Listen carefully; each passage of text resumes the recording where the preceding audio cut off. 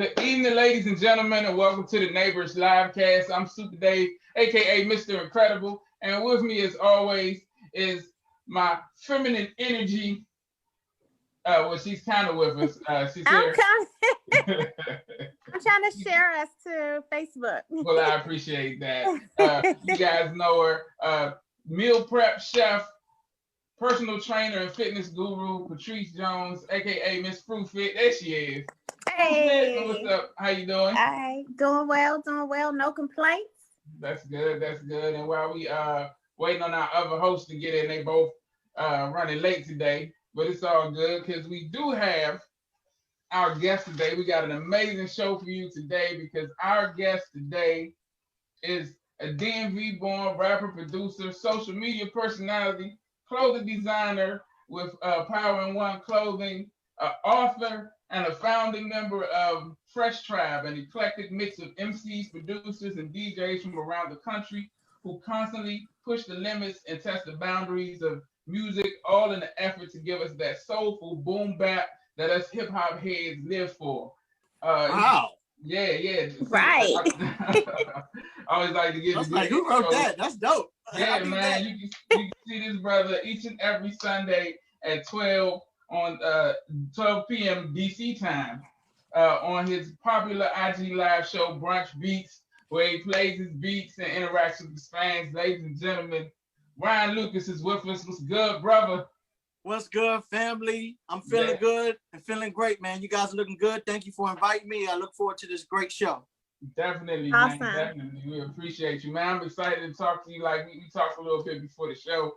And I was saying, man, you do a lot, man. I don't even think I hit everything in the intro, but I just wanted to give the people a taste of, all the greatness, that you bring forth. And we appreciate it. And yeah, we're gonna get into it, man. But before that, it's a couple of things that I want to talk about. There's actually a lot going on, but we're just probably gonna get to a few of the topics today.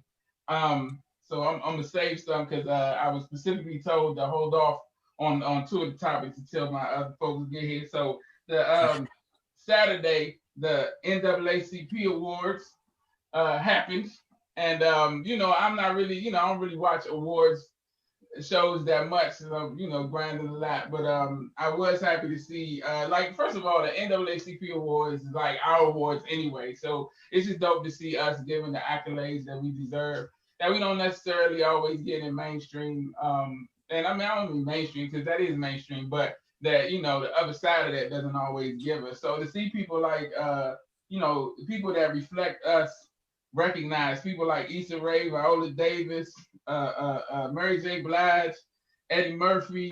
They gave the Versus series an award. Oh, really? Wow. Yeah, The Banker, which is supposed to be a dope independent movie with Sam Jackson and I should have took better notes. What's the man name to play the Falcon? I thought one of y'all would know that. Okay, no. I don't know. Yeah. Hold on, yeah. What did you say? Yeah, it was dude that played the Falcon. What's his name? The Falcon? Oh, I don't know. Yeah. I don't know the Marvel stuff like that. Oh, okay. Yeah. But he's a dope actor. But yeah, it's supposed to be a good movie. With them two in it. It's pretty good. The young lady from Blackish, Marcia Martin, she received an award, and just a host of other people. And it was a great night of celebrating our culture and the arts and the stuff that we bring to the table as Black people. It was a good night for us, and from the clips that I saw and everything, was a lot of love, a lot of positivity pouring out of it, and just good to see. It's a lot of imagery and stuff going on right now that depicts our people in a not so flattering light. I'll say that's my politically correct way of saying how terrible it is. So little things like that make it good. Even though I didn't see the ceremony when it was on, I did catch some of the highlights online, and it was dope, man. It was good stuff. So yeah, did either you see any of the? You okay? Oh, I was like, oh, she passed out. No, yeah. No, don't put that on me. But yeah, did y'all see the NAACP awards? I didn't see it. Didn't see it? Okay, and I know Patrice don't really watch it. Yeah, I'm sorry. I guess I guess for the sake of the Neighborish live cast, I probably should be watching some of this stuff. Oh, But no, you good, man. Do you? Because this next thing we're going to talk about is actually something that you know about, and it's actually about you. So I want to talk a little bit about the meal prep, the portion of your business that you added to your business. okay. And I see Mike is coming in right now. One of my co-hosts, Okay. so I'm going to let him in. But yeah, man, so how's meal prep going? I see you got some, did you add something new to it? Did I add something new? I saw a post recently. It might have been an older post though, but I know you've been doing your thing with it lately. How's it going? Yeah, it's going really well. I actually, well, you all will be the first to know. I got a call today. And I will be doing a sort of like a tasting grand opening for a Pilates studio, and they're a franchise. So I'm really excited about that. Congratulations. Thank you. I keep saying Mr. Lucas. I'm sorry. What's your first name? Ryan. Okay, I know you don't. You can call me Lucas too, because Lucas is my middle name actually. So either way. Okay. All right. I pivoted from fitness into meal prep. Okay. And it's just been going really well. And the crazy thing, well, not so crazy, but most people don't really want meat. Everybody wants vegan or seafood. So I've been getting really creative with like teaching myself how to cook more vegan dishes and, being creative with that. But I'm really excited. Almost everyone comes back. And like, even the people that don't come back, they're like, I'll get you in about a couple of weeks. So it's been really exciting. For the week? You prepare food for them for the week? Yeah. So I do a 10 meal spread or a 7 meal spread. And then I also do the nutrition piece because I've been in fitness for 13 years. And so I do the measuring and the macronutrients and all that. I have one meal prep client who lost 11 pounds this month. Within a month. Cool. Another one, I believe she was down 9 pounds in a month. And that was even with a cheat day, like going out to dinner. So it's been going really well. I'm looking forward to growth, but I'm trying to figure that part out because there's only one me, and I'm the cook, the cleaner, the sweeper, the accountant. Right. It's almost time to hire somebody. I know, right? So we'll see. Yeah. So you kind of, Ryan, she kind of did what we was talking about, before the show, how the pandemic left us in a position. And not only, she had some other things also that left in the position where she had to pivot away from her main thing, which was fitness and personal training. And so that's just saying about the pivot. But before we get too deep into that, I want to welcome my brother, the life of the party, the stand-up comedian who hasn't been on the stage yet. Just Mike, what's up, brother? I'm prepping my meals right now. Okay, you prepping. It's good to see all y'all.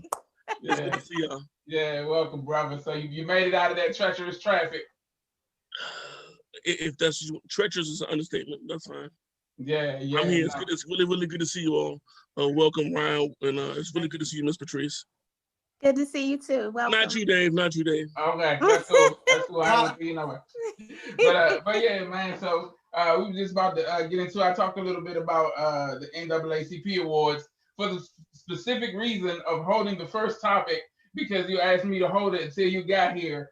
We didn't get into it yet. And Aisha's actually on her way. She said she was at the airport making some moves. So you know how she do, moving and shaking, big balling in these streets. But anyway, so yeah, the topic that he wanted to talk about, I don't know if you guys heard. Whoa. The topic that's not fair. The topic that I want to talk about. Well, we discussed it. It was a good topic and it leads to a lot of discussion. All right, good sir. Let's go. All right, yeah. So I don't know if you guys heard about all of the craziness coming out of the camp of the young rapper Little Nasty X. You know. Oh yeah. Yeah. So there was a couple of things released over the past week. He had a pair of shoes that are being dubbed devil shoes, and so they bought it, and they're Nikes. But Nike put out a statement, distancing themselves from it, saying that this company actually went and bought a bunch of pair of Nikes and did this without their blessing. They don't support it or anything, but because of how laws are set up where people can resell shoes, there's nothing they can really do about it. But Nike just said they don't have anything to do with it. But they bought a bunch of pairs of these Nikes, specific type of Nikes. They put some, you know, a couple of sayings like 666 on them, put a pentagram on them, supposed to have a drop of blood and all this. Right. And leading into the whole devil worshiping thing, it's you know, of course, been reported numerous times that Lil Nas X is you know, bisexual or homosexual, and the video for his song was also just released in you know, in conjunction with the shoes. The song is called "Call Me by Your Name," something, and it's just so it was sent to me earlier this week when it came out with the caption, "Have you seen this shit?" And I was like, "Nah, I ain't seen." So I clicked on it, and then I called the person. Was like, "Why you make me watch this?" And cause it's just you know, it's a lot. So it brought up a couple of interesting points though. So this guy, you know, he's got this hit song, Old Town Road, so millions upon millions of copies. Kids play it. My girlfriend's a kindergarten teacher. That's one of the songs that she uses in her class. Well, not anymore, but it was one of the songs that she used, you know, in her class to, you know, keep because the kids love it and stuff like that. And then the pivot is just interesting. Now, Mike and I had a conversation in depth about this. And it wasn't that deep. It wasn't that deep. Anyway, but and my thing, and I've said it before, actually on the show. My homie Eric, you said. No, I said Mike's giving his interpretation of it. Right, his disclaimer. Yeah. So, but I on a previous show, I said my thing is, you know, whatever you do, you know, to be happy is your business. It's just I didn't know. Like when he came out, I saw the name first. And I didn't hear the music or know anything about him. I just saw the name and I was like, this dude is Little Nas. And then he put the X behind it. The X, he's finna be the hardest, most militant gangster rapper. I was wrong. I was completely and utterly wrong. And I made that assessment. But yeah, it's just you know, his just the amount of the change is a little jarring, right? I mean, so a lot of people have spoken out about you know, distancing themselves from them and things like that. The video, like I said, leaning into the devil worship and all of that stuff. And I noticed I was telling Mike that another Lucas, Joyner Lucas, actually tweeted about it, and he put out his tweet actually got a response from Lil Nas X, and I just had to tweet up, and now I'm trying to find it. Oh, here you go. Okay. So Joyner Lucas said, and this is an interesting conversation that I'm trying to get to basically, because we have, you know, Ryan Lucas on here, who's an artist, and I wanted to talk about this, but his comments were, and it just went away. Give me 1 second, hold up. We were just reading this, Dave. Where'd it go, Dave? Yeah, you know. I got it.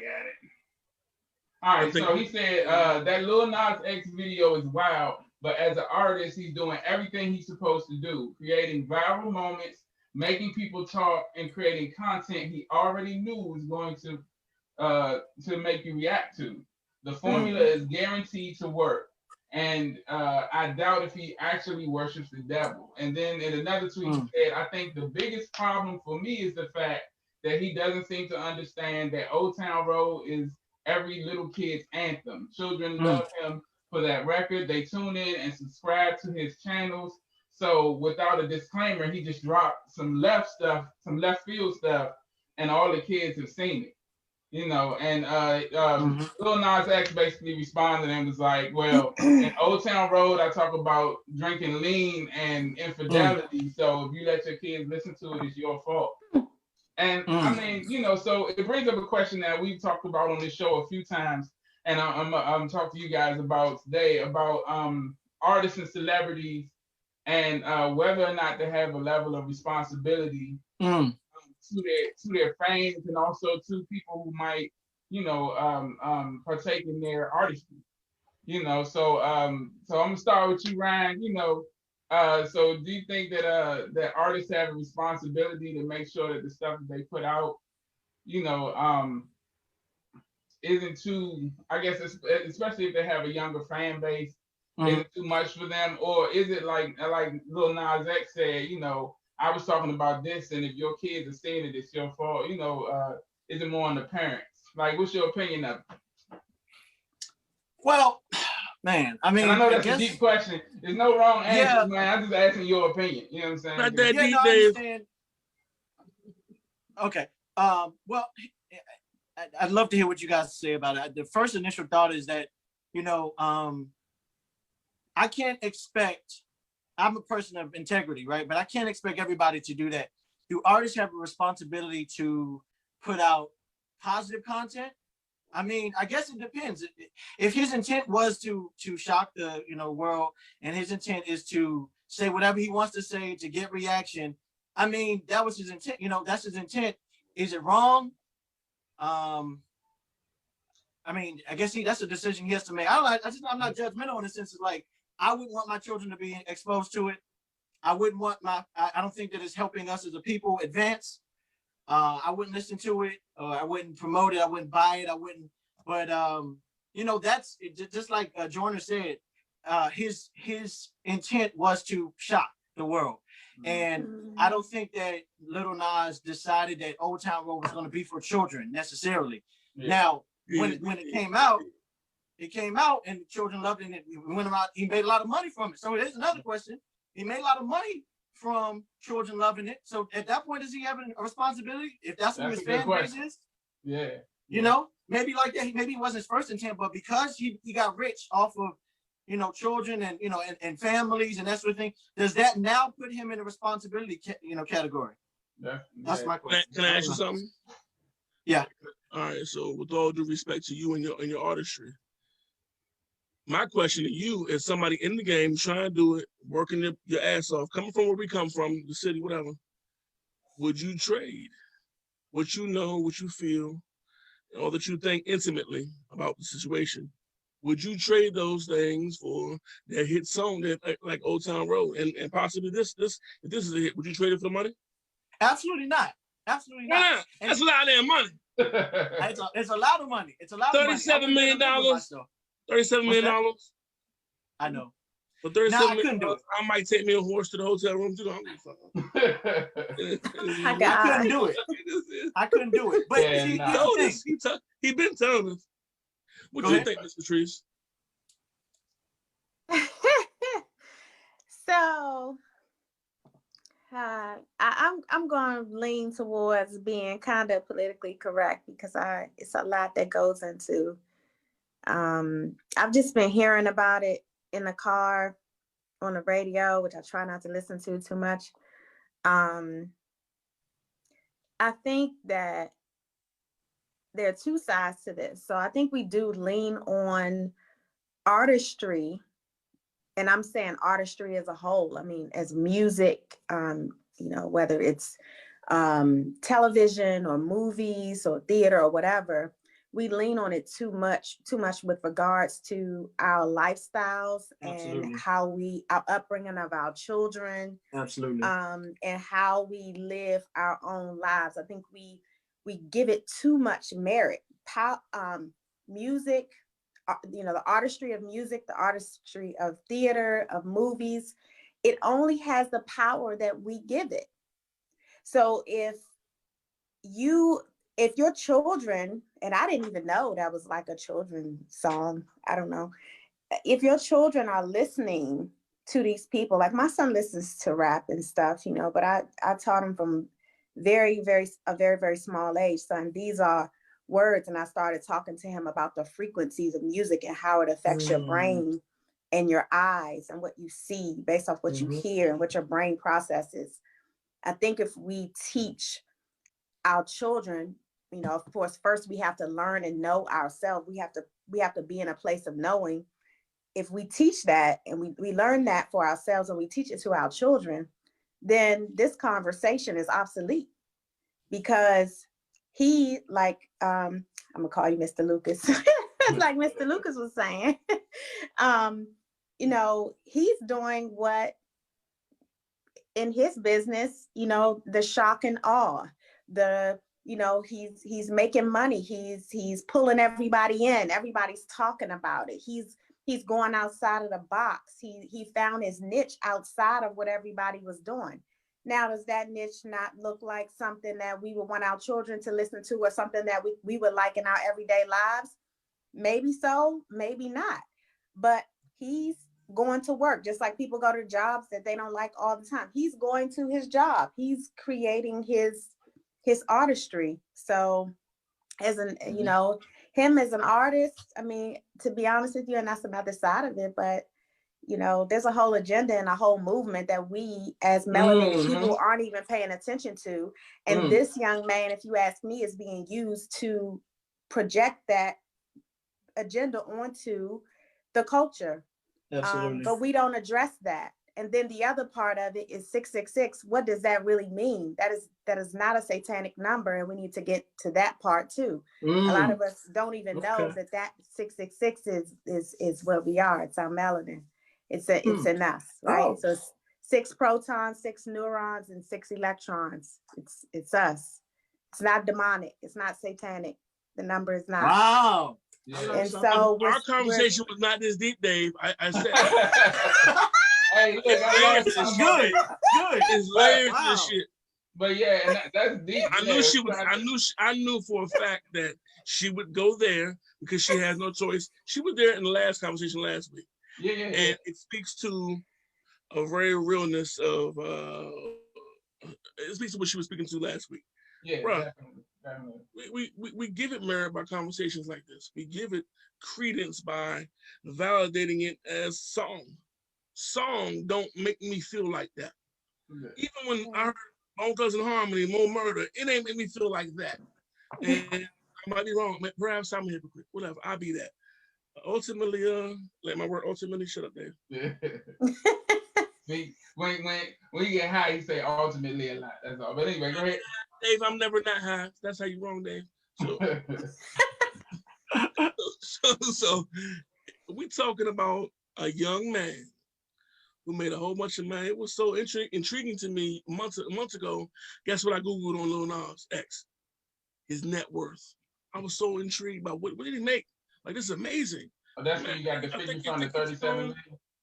I know, like 3 or 4 for that song. Okay. Yeah. I mean, that's a lot. That's a lot of money for having nothing and being whatever he had to do and sacrifice to get where he is. Because obviously, that joke was wrong. That my next, can I say it? I don't want to offend nobody. Man, go ahead. Anyway. What the things you must give up in the industry? Sometimes it's your integrity, your respect, your faith. It obviously wasn't his butthole. You see what I'm saying? So he had no problem giving that up. Yes. And I'm saying it's in that. You flipped it. And now here we are glorifying all of your bullshit. So can I interject here? Just please just shut me up. Something that you said, so giving up your integrity or lowering your vibration where your integrity is concerned, that is a choice. And it has nothing to do with money. It has to do with money if your level of integrity is low. If you have powerful integrity, and I'm sure, Lucas, you've seen this in the industry, you know, if we look at artists, and I'm gonna go here, so if we look at artists like, say, India Ari or Lattice, or what's her name, Janelle Monáe, or some artists that maybe and I'm not saying that they have, but I think that they would have, because they're not like totally mainstream, and they probably had some instances where they were presented with a lot of money and had to go the other way because maybe it wasn't in line with their integrity or their what they wanted to represent with their name and their brand, and they walked away from the table.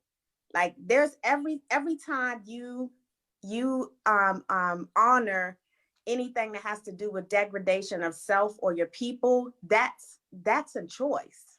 And money doesn't play a part in it. And I'll go anytime. Anytime. I don't know what you're saying. You say anytime that you make a decision. Yeah, that's a choice. So anytime. I'll give an example as a trainer. I can make videos and wear booty shorts, and I could bend over and do my deadlifts and have the cameraman focus on my ass and yes, ma'am.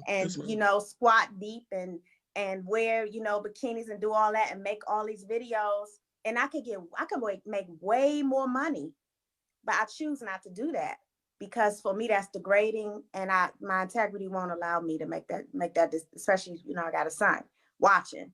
Right. So that's a choice for me. So when you allow yourself to be pulled into a direction where you might have to put yourself out there, like he's doing, I think he's like pole dancer with a G-string or something. Man or woman, that's a choice that you make to allow yourself to be presented like that or represented. So I think that's a choice.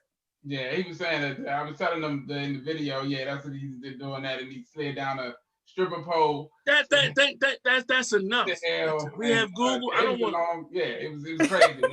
I wish I hadn't watched it, but exactly what you were talking about, it being a choice, and you can tell the difference between people who have that level of integrity, I think, and that's why Ryan Lucas, when you asked that question, was able to, without hesitation, say, "Nah, I wouldn't do that." You know what I'm saying? Because I feel like that's it takes a certain level of integrity to be able to stand. Stop saying that.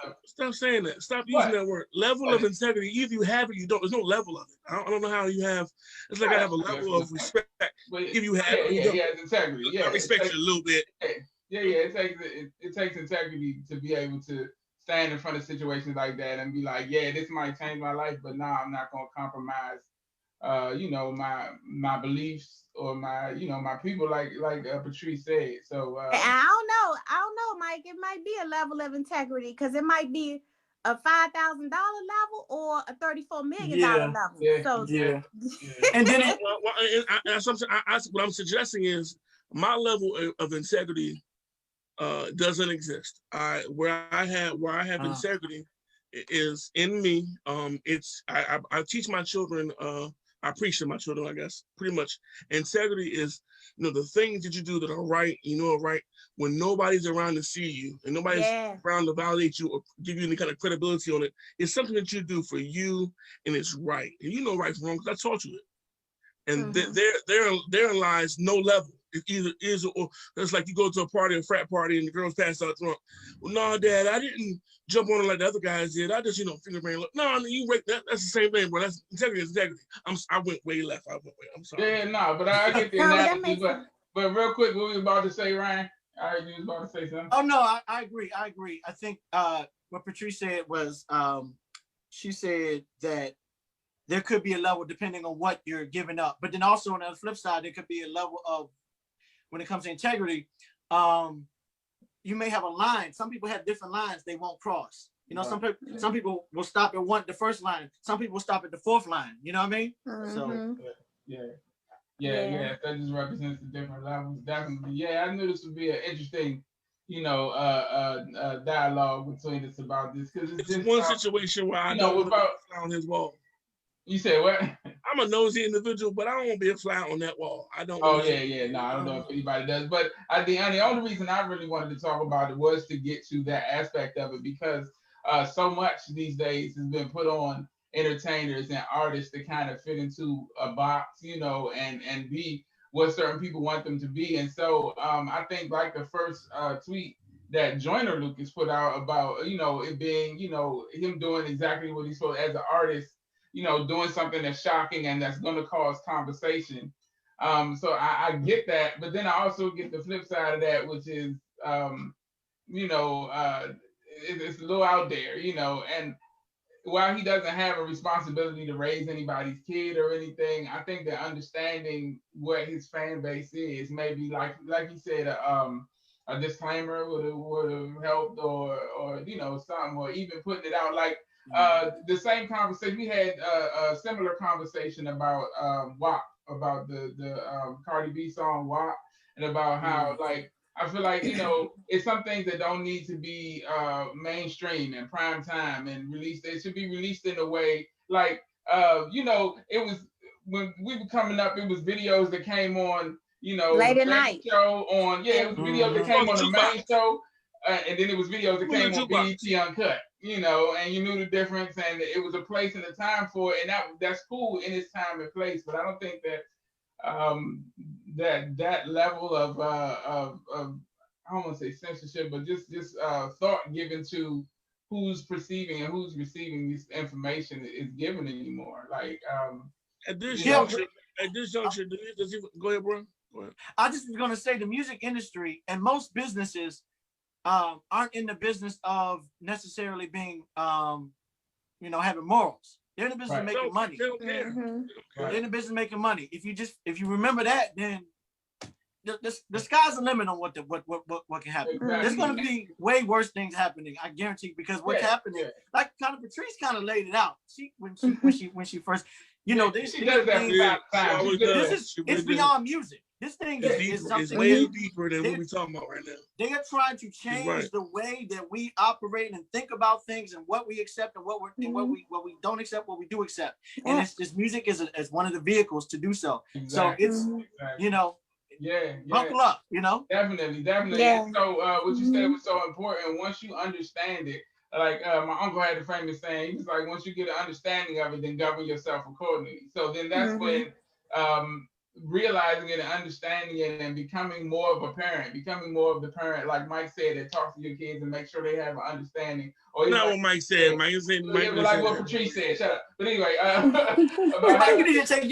you need to take take responsibility for what you're saying now. He said that Mike said it makes you be more of a parent. And that's not what I said. No, I didn't say that. I said to be more of a parent and, like Mike said, have those conversations with your kids. See, if you was listening, and like Patrice said, to make sure your kids know what it is that they're taking in, And it's not just a conversation, it's a way of living. It can't just be, if we think about us, coming up and our parents sat and told us something, we like, yeah. And then we can't wait to get outside to tell our friends, man, I didn't want to listen to that. It has to be a way of living. So every time, getting into your child's head and getting into their spirit, and really, because you are their first teacher, you have to teach within. It has to be so innate that they leave out the house and they won't, like you said, Mike, their level of integrity won't even let them listen to or do the things that other children do, because they feel like, man, not only damn my father or my mother's gonna get me, but that's just not right, because it's not who they are.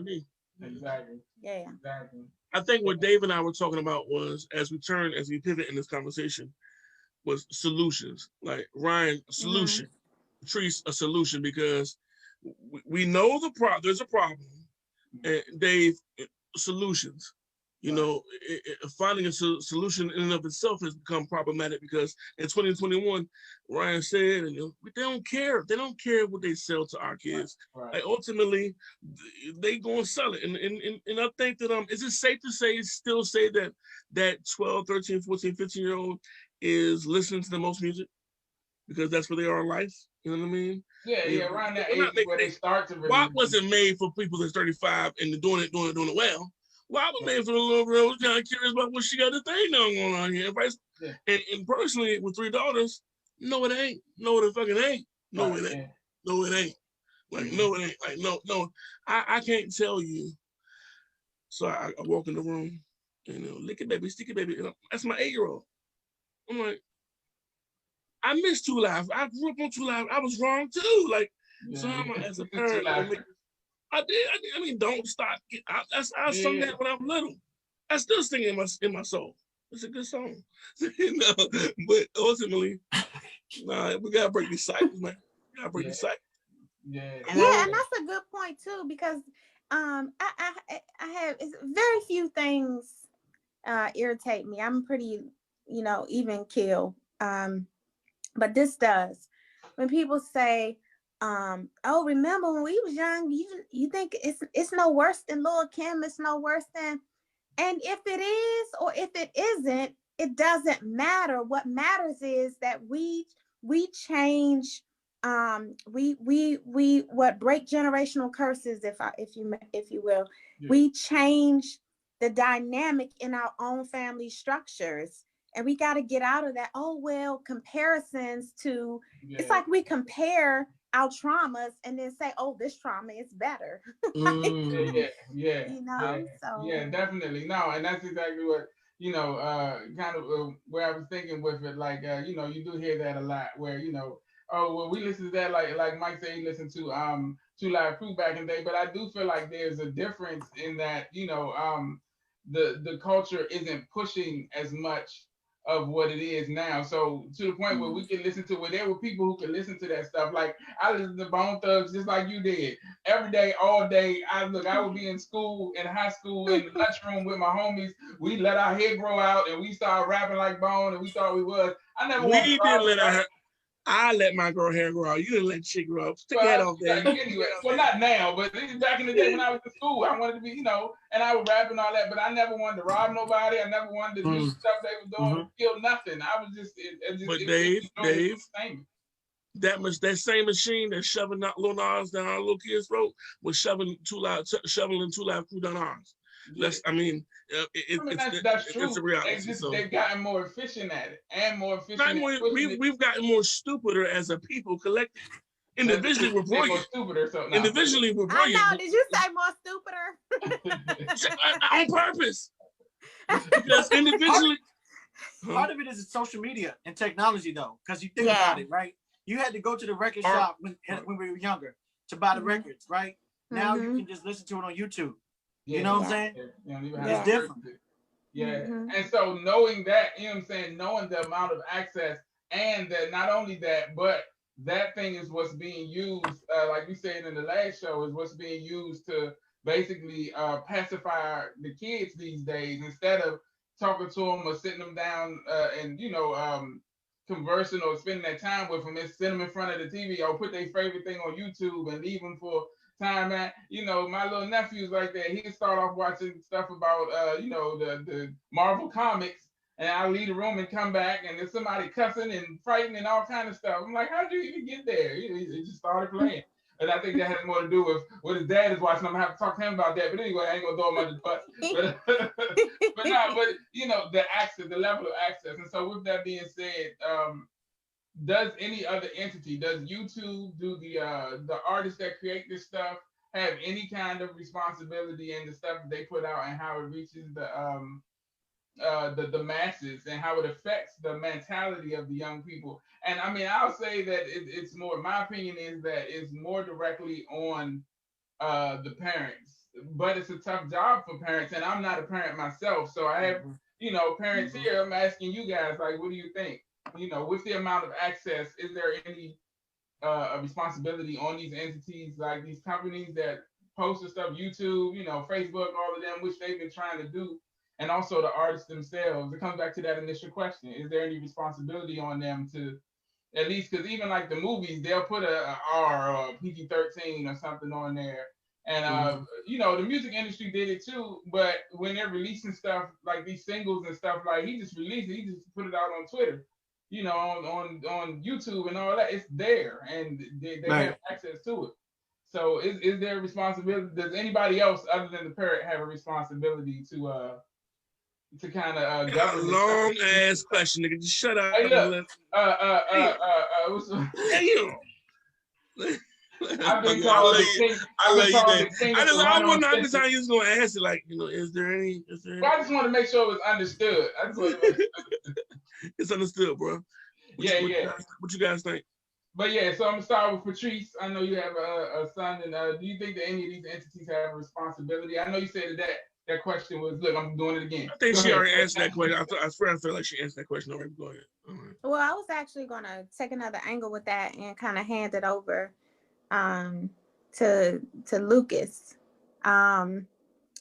because I used to wonder, like, my son is 15 now, but when he, was younger, it was kind of, it was, I want to say whenever Drake came out, because Drake was one of the biggest YouTube rappers, right? Yeah. Like he got big on YouTube and then right?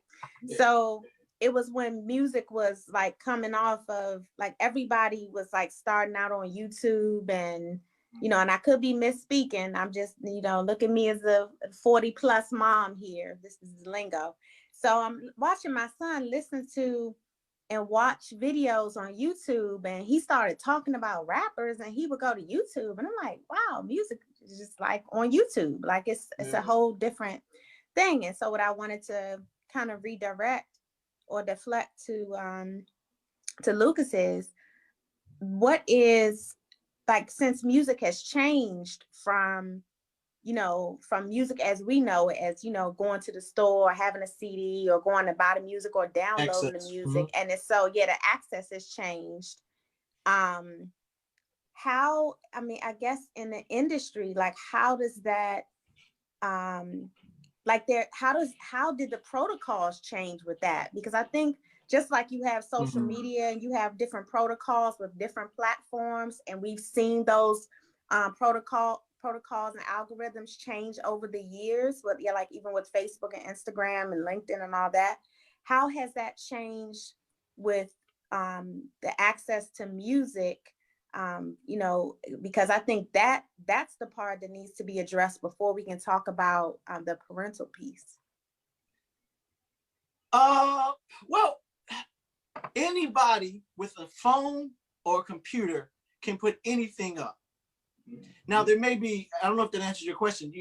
There's no protocol when it comes to putting out stuff. You know, you can put, now here's the thing, YouTube may have, and like Facebook and Instagram, they have policies on what they, you know, whatever offensive means, because, you know, you would think a lot of stuff was offensive. Right, exactly. But they do have policies on what's offensive, and I think also, if we want to talk about what's underground, is also politics. So, you know, there are things, if you speak in a certain way, your algorithm is not going to be, you know, you're not going to make the algorithm be popular if you're talking about certain things. However you want to flip that. But there's no protocol. You can put out any music anywhere. Now, I think what happens when it comes to a label or something backing artists and maybe pop off on YouTube, the fact that they're popping off on YouTube is what attracts labels. Right. If you can get X amount of followers, X amount of views, and, you know, you don't get into the millions and that sort of thing, labels come and say, listen, we're just going to partner with you and make you bigger. You know, there's not the artist development where there's, you know, mentorship, you know, like we may have understood back in the day. A lot of these guys will get, you know, they're putting the stuff on YouTube, it blows up, they get 5-6 million, then they start getting a bidding war with labels or people who got money and say, well, let's make this bigger. You already got the platform, you got the fans, you got the base. And I'm sure there are labels that, or they're individual with money that have some integrity or form, and they'll say, well, we only want to work with certain type of artists. You know, we don't want to put this message out. I'm sure that happens. But, you know, what we're seeing with Lil Nas X is backed by a label. It's not like that he's on his own. You know what I'm saying? This is backed by money. And it's not like with Drake.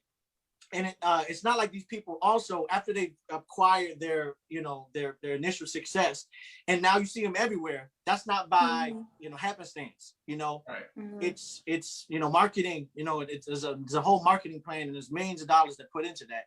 So, you know, I don't know if that answers your question, but anybody can post anything. You know, people will sit up there, and that's the thing that I always think about is like, you all as content creators with your show and the other things that you do.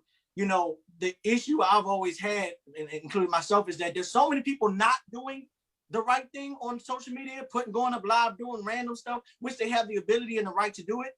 It drowns out people actually giving content that can help, you know. And so, but that's the noise we have to deal with.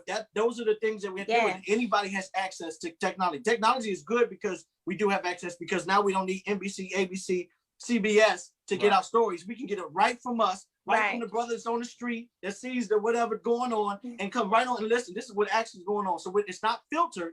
But the problem also with that is because it's not filtered, people who are not thinking about, you know, the power of their message and what it can do to influence.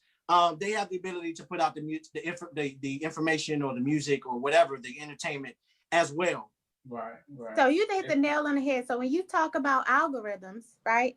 So if we talk about algorithms and, you know, from creative, you know, musicianship, I guess, standpoint, if that makes sense, the algorithms aren't just there with like, so me as when I post now in social media, a lot of people don't know, but at the beginning of 2021, all platforms, especially Facebook and Instagram, changed their algorithms. There's certain words you can't use, like you can't do before and after pictures.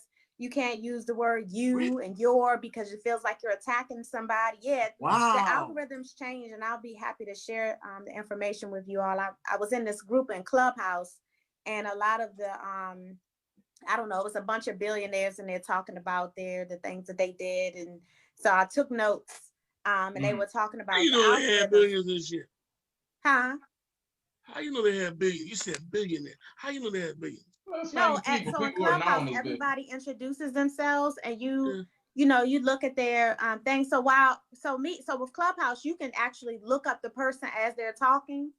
So while they're talking, I'm looking them up, seeing the companies and all that type of stuff. So anyway, the only reason real quick, that's Clubhouse is the iPhone thing. We don't, I have an Android. I think Mike, you got an Obama phone. They right? don't have no idea what you're talking about. You got an Obama phone. So that's, Ain't nothing wrong with Obama phones. Clubhouse. Lucas, are you on Clubhouse? Yes.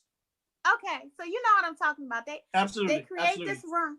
Yeah, and so in the room, they were talking about the algorithms, like how they've changed, and they were taking questions, and so they were talking about the different apps and stuff you can use, or you can call somebody or have somebody else like clean up your whole social media page.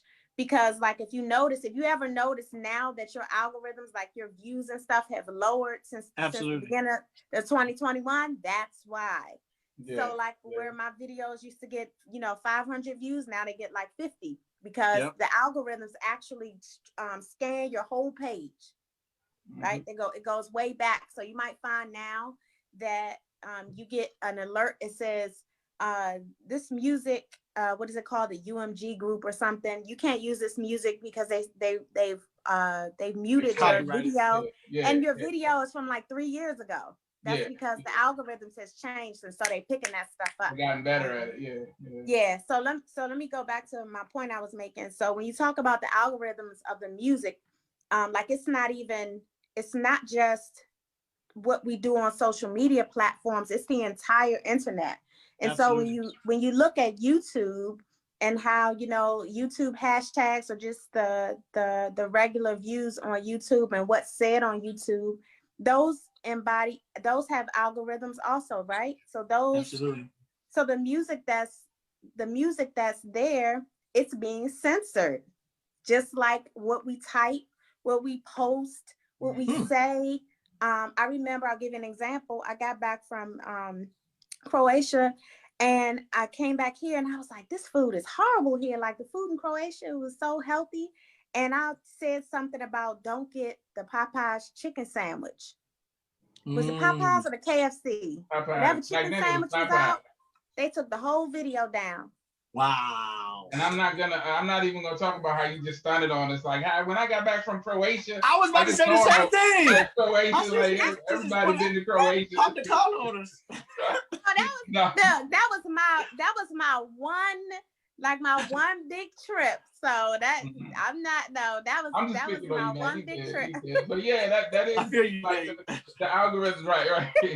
Yeah, but it's crazy. Was it? I think it was Netflix. Someone put out that documentary, The Social Dilemma, and they talked about that and and it really shed a lot of light on what you were talking about. How that's right. I gotta watch that. Yeah, about how that whole the industry of social media sets up their algorithms to push things in certain directions. It's all about basically selling you stuff. And the machine. The machine, yeah. Some people call it the machine. Most people in it call it the monster. And it's the reason. Absolutely. Because so they do the same thing with music. With everything. Like Absolutely.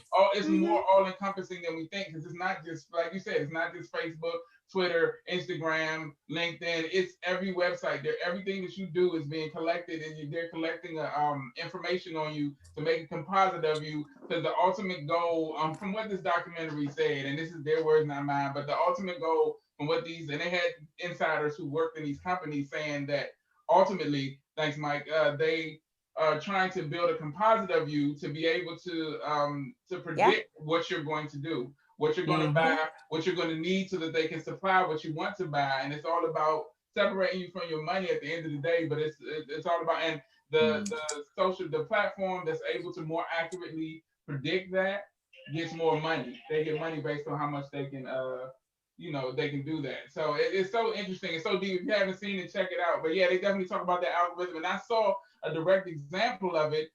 One of my best friends, we've been posting stuff about the election, and I would talk to him, and he'd be like, "Yeah, you seen my post?" And he'd be like, "Nah." And he'd be like, "Did you see what I posted?" And I was like, "Nah." And he said I would even directly tag him and stuff, and it wouldn't get to him. He wouldn't see it. Wow. And then it just crazy. I'm thinking he's seeing it. He's thinking I'm seeing it. Yeah. And he's saying stuff, and you're not. So, what's up, Mike? You don't have to raise your hand. This isn't elementary school. You can always call them. You don't gotta tag. Like, I'm not playing no. Well, I mean, but it's more about I in the moment. That's true. That's a good point. I'm not trying to be an asshole. It's just yes, you are. And that's I'm an asshole. That's why we like, have to hear. When you say like you said the beginning of the new year, they made all these changes. I was so angry. Some months ago, right around there, I was on there and I said something about the little dude who shot Meg Thee Stallion on her feet. Oh, Tory Lanez was supposed to be shot. And like somebody allegedly shot. We not accusing nobody. He allegedly shot him. Go ahead. I'm not censored. They can't. I'm Go ahead, Mike. Go ahead. That's my new name, uncensored. I don't care. Uncensored Mike. Uncensored Mike. Right. But go ahead. Hey. But he just said uncensored Mike. But go ahead. I mean, I just when I said what I said, it was very, very raunchy and raw. I don't care. It applied to me, for me, and to me, whatever. Like you said, I got a message. You can no longer post for a day or something. I was like, oh yeah, they put you in Facebook jail. Oh really? Oh really? Guess what? I haven't been on Facebook since then until you said, "Hey Mike, we're on Facebook Live," and obviously it's that's why you disappeared. I thought the wife had you locked down, man. I ain't know that. It's a certain way you navigate the thing, and I live my life and take care of my kids and love my family, and I don't have no cut cards. I'm playing spades, and I see all red. You dig? It is what it is. I'm still gonna get a couple books. We're gonna run. It is what it is. Yeah. So yeah, man, and just real quick, you joke a lot, but the integrity is there. I definitely, as somebody who knows you well and seeing you interact with your kids and stuff, is definitely. I said what I meant. I don't give a shit. Anyways, I'm giving you accolades. Anyway, but yeah, man. So yeah, that's a good way to wrap up that discussion. I knew it was gonna be one topic that we were gonna wind up getting on for a long time. And I have one more thing. Okay. I have one more thing, and I'm gonna let you wrap it up. Okay. The other thing that we have to realize, and this is just a takeaway from the topic, is the algorithms that we're talking about with regards to music and just our day-to-day and the protocols, they also apply to businesses. Absolutely. Right? Yeah. So me as a business on social media or as a brand, I don't really like the term brand, but as a name on social media, and I've been on here for 10 years and I've, done everything on here. Now all of a sudden they're changing the algorithms and so the things that I post aren't going to get seen. So if you think about it, it's sort of like I want to put them both together, but it's sort of like a combination of gentrification and eminent domain, like all mixed in. Oh wow! Like people are being pushed into a certain number, a certain group of people are seeing their business posts, and then a huge group is not. And so many people don't even know that it's happening. Right. Like I've messaged people like, hey sis, you might want to take those words. Don't put order, don't put sale, because nobody's going to see your post and you're not going to make any money. You might want to take that down. Wow, is that deep? Yeah, it really is. Like you can't put words like order now or purchase here or what? You got a company. I think y'all need to have a conversation after that. Yeah. Sorry, but I just really wanted to. I'm sorry. That's a whole other show. Like that's a whole. That's it's wow. deeper than that, Dave. Yeah. We should. No, seriously, we should do a show on this because a lot of us, how we want to support our businesses. It's difficult when we can't even see their posts because of the protocols. So. Yeah, and that's what we're about sharing that information, so we will definitely get it out there. But yeah, man, I definitely want y'all to have a conversation too, because Ryan Lucas is running PIOclothing.com, Power in One, And so he does have a company that probably would benefit from that information. So, awesome. and it's dope clothing. So, speaking of that, that's a good segue into this interview with the incomparable Ryan Lucas. Again, thank you so much for joining us, man. I appreciate your input on the conversation. I always enjoy, having these topics and discussing them and getting different opinions. It's one of the joys of my life. One of the reasons actually I moved the show because we used to do it at 11 in the morning.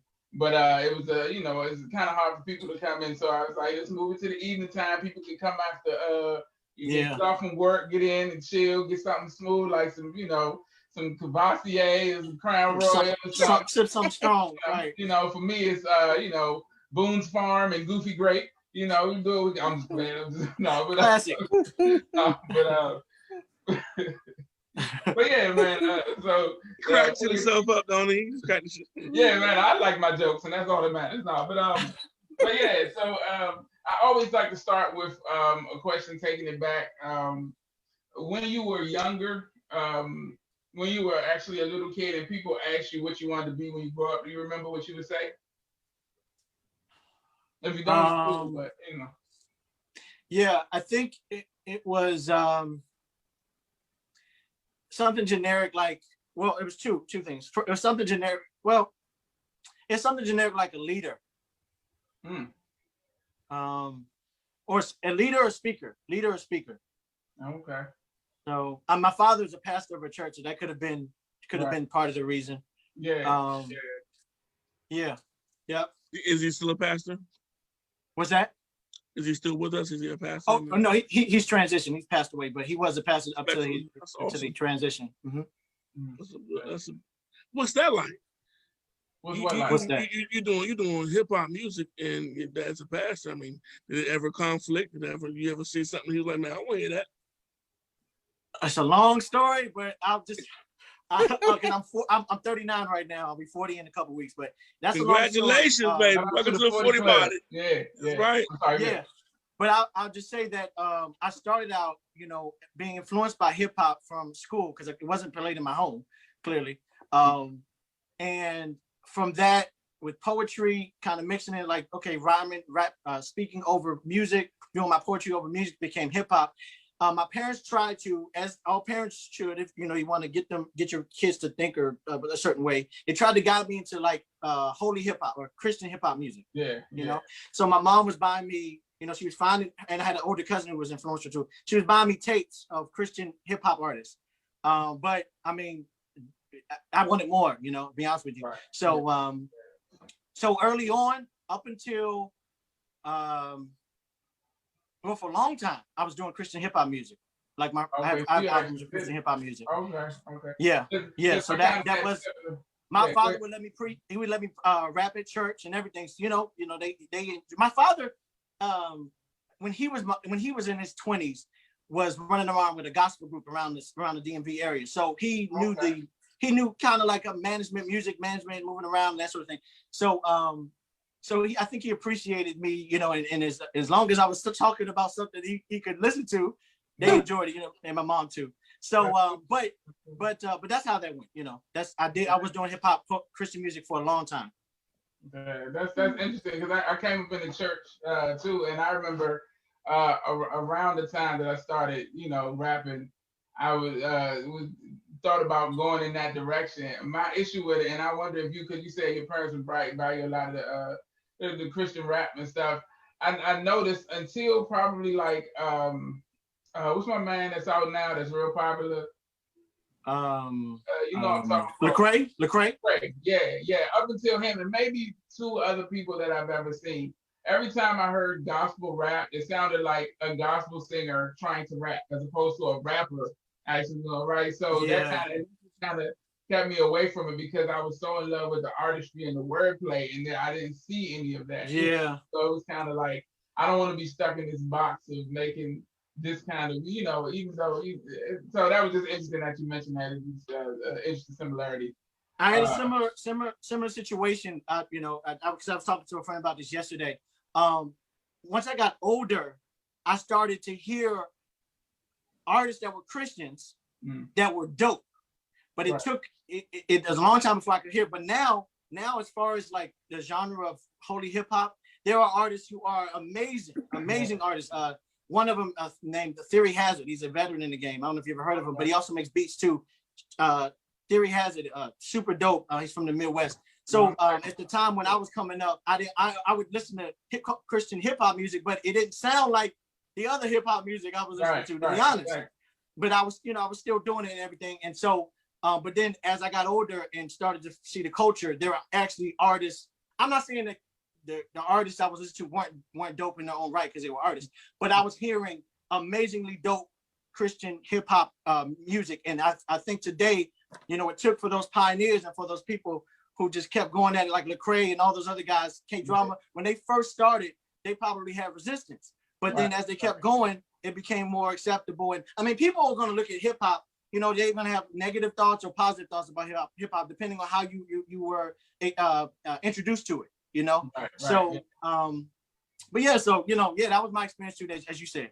Okay, yeah, that's I think it takes time for it takes time when you have enough stuff in your rear view and you can look back and you can see. Absolutely. You can wrap your mind around the notion of, well, he ain't got to be saying, forgive me, Pastor. My favorite word consists of some very, very, all right, so what's your favorite word? Favorite word? One word. I know where you're going with this, and I feel his only has 4 letters, I believe. That's not even true. That's not even true. What's your favorite word, Patrice? What's your favorite word? You have a favorite? I don't even have a favorite word. Word. I don't have a favorite word. You have one favorite word? I'm sorry, Ryan. Yeah. My favorite word is absolutely. Actually, absolutely. Now, that's what I've been saying that a lot past like 6 months. Absolutely. Okay. Yeah. That's my favorite word. Yeah, I don't really have a favorite word. I like them all. I know where you're going with this. Can I get back to the interview now? Sure, go ahead. Go ahead and say it. What is it? What's your favorite word, Mike? You can't say it? Oh, no, we're not. Okay. We're not censored, so I mean, My favorite word has been described earlier years ago, and Mr. Bernard McCullough gave it to us, and he expressed it to us. It is what it is, and it's a real bad word, but it's a noun, describes a person, place, a thing, and it means something. And the reason why it's my favorite word is because it gives me the ability to express what things that my fists don't have to, that my heart might not have to, that my rage, my anger, my love, my passion, all the things that I want to do, perhaps I can say in a word, and the word is motherfucker, because it is what it is. For me, but ultimately that's not what I am, who I am. Right. When we listen to music and hip hop, you look in your rear view and it all about all the motherfuckers. It's about love and passion and Christ sometimes, and Jesus. And if you can't say those 2 words in the same breath, then you ain't a real motherfucker to me. That's how I am. Yeah, he makes some good points every now and again. But that is an interesting point. Every now and again. Brings to mind Lauryn Hill on what was it, the song where she like, after all my logic and my theory, I add a motherfucker so the ignorant niggas hear me. It's like some deep stuff. But anyway, let me get back to this interview, man. So you kind of took us through it a little bit, Ryan, about how you started, but I want to talk about your beginnings in finding like hip hop. Like it seems to be like a huge part of your life, the culture, not just the music, from the clothing, from the your art, you produce, you rap. What was your introduction to hip hop? Was it one song that really like brought you in, or was it just like everything about it? And do you remember? All right, so this is gonna be like I was talking. It's funny, these questions are conversations I've had recently. My introduction to hip hop was the earliest I can kind of remember where I wanted to like start learning about artists and that sort of thing was Missy Elliott. And the reason I say Missy Elliott is because I know, as you think about at school, that was a music video play. They didn't have music. I didn't have music video cable at my house, and my parents were very strict on what they let us watch. I actually was doing the video with the trash bags. So my first influence on hip hop, and this is just where it at, Missy, Timberland, and that whole crew. Yeah, yeah. And so when I, and so the first type of beats I tried to make were like Timberland beats. Yeah. But then from there, I started to listen to the features that were on these albums, because I would go by the CD, listen to the features on the album, and I just started to do, connect the dots. So DMX, Busta Rhymes, Jay-Z, I started to get into that. My older brother, he was in the Tribe, he was in the Wu-Tang. So I would steal his CDs to go listen to Tribe and Wu-Tang. But yeah, that's pretty much being in school. And so from there, just getting the knowledge of hip hop, I would get it from friends, that was in school with. Cool. Yeah. And so at what point did you, and the way you put it was such an artist description of, starting out in hip hop. And it's I think a common thread to a lot of artists who begin with poetry and then, staying Absolutely over music and then realizing, wait a minute, I'm rapping right now. Absolutely. So do you remember when you first realized that you had a talent for it? And yeah, so we'll start with that. Do you realize for a long time, I never looked at it as a talent. I thought it, because I wrote poetry as a kid, I looked at it as me expressing myself, and I just kept doing it. I would write poetry in a way that I would express myself authentically, was through poetry, being able to, whatever, I'm dealing with or going through or experiencing in life, I would write those things down in poetic form. And then I would find instrumentals. I can't remember back then how to find those. But I would find instrumentals. Napster. It was Napster. No, I'm just playing. Go ahead. It might have been Napster. It might have been when you buy singles. Remember back in the the instrumentals. When you buy singles, the instrumentals will be on there. Yeah, the instrumentals will be on there. So that's how I first got like the singles. You know what I'm saying? Seeing instrumentals on there, and then my older brother, he doesn't want to admit it because he gave it up a long time ago. We used to freestyle with each other, as kids in the basement. We had a little crew, and we had a little, even back then, even this was high school. Even back then, I formed like a little band. I had a drummer, a guy who played drums, and I also played drums at my church for about 6 years too. So there's that piece. Yeah. So I was just hitting the music at different angles. But I had a little band together. We would just get together, and I would just, the things I was writing in poetry, I would figure out how to make them sound good to me over a beat. You know what I'm saying? So I just be in the basement, just going through stuff. And then even that time, we would try to hit up some talent shows too. So even back then, we were trying to move forward with it, trying to figure out some things without any idea of what I was doing or how to get to any place with it. But that's how it went. And it, like I said, never went from a talent thing. It always was about me expressing myself or sharing a message or sharing something with people. And I couldn't get the beat out of my head. I was the kid in school. Now I was a good kid. I was a good student in school, but I tapped on the desk too, and I feel like once I started playing drums and started rapping, that beat left the head. It was taunting me, it was taunting me. And I was able to get it out. So, and then just kept going from there for a long time, just, personally just making music and just connecting with people. But, I'm even through college, the same thing. I had a little crew, and we went around. That time I was doing Christian hip hop. And so we were running around different churches, doing all types of stuff in college as well. So I went further than what you asked, but. No, that's cool. That's cool. No, you did excellent. Yeah. Let me ask you something. And I asked my wife this because she dances and she loves to dance. And I realized that soca music get on and she just can't stop. And I'm like, man, pick up something. I'm like, man, I don't hear that. But if you could go through life and you had to go through life without one or the other, would it be the percussions, the music, or the words? You only have one. Which would it be? So you mean production or writing? No, man, in life. He can't do nothing else. He can't have nothing. You have to have the beat, the music, the sound in your heart, or the words. I only asked that because when I asked her, she was like, she got to hear that beat. She want that. Okay. So she, And I was like, well, I want to hear those words. And then I had to tell her, anyway, well, then I told her, you know what I'm saying? Because I like poetry too. And as a writer, and you know, I believe we're talking to a writer, aren't we, Miss Patrice? Yes. You know what I mean? You know, that's in your soul, in your heart. That for me, I can dance. But I'm drunk and shit. Like I ain't no great dancer, but I can write. I've always written things. I love writing. I love words. I love the passion. I love when you lit up and spoke of poetry. I was like, damn, not just me. It wasn't just me. You know what I'm saying? Yeah. So I'll be honest with you. I wouldn't be able to decide between the two. I have a equal love for the beat and for the words. Like that's why I spend. I was talking to Dave about it earlier before off cam. That's why I spent a lot of time, especially this year. But it's been going on for a long time. I spent a lot of time dedicated this year just to do production.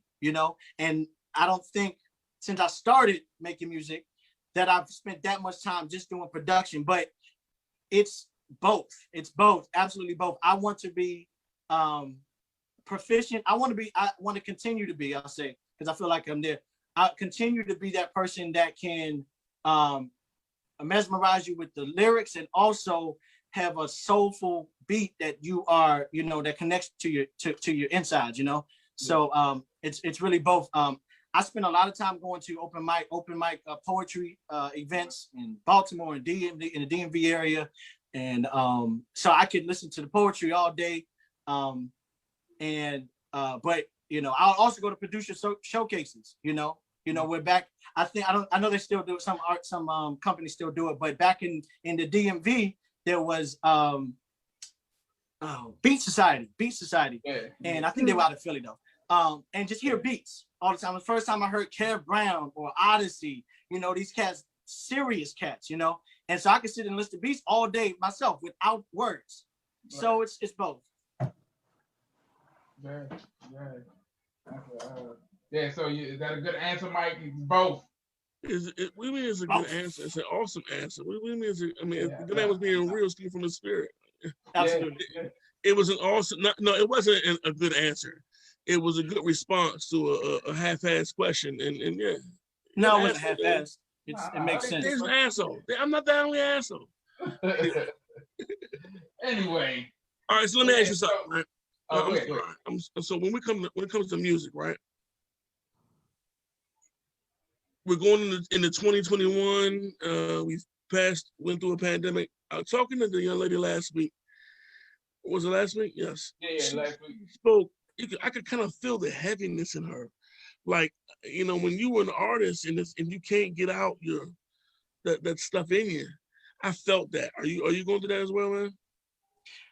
I've channeled it and redirected it, How so? You mean the heaviness of not being able to perform and go? Well, for me, I wish I wouldn't even want to just like put her in as far as performance.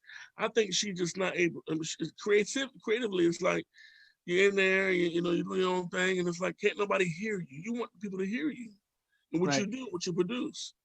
Am I wrong? Absolutely. We don't. I mean, if I didn't want people to hear the music, I wouldn't be on this show right here now because you would have known that I made music, right? I think I've redirected it. This quarantine has actually been great for me. Yes. It's been great. It's been great. And part of the reason is I've accepted that I'm an introvert. And I didn't really, over a long period of time, over many years, I was fighting the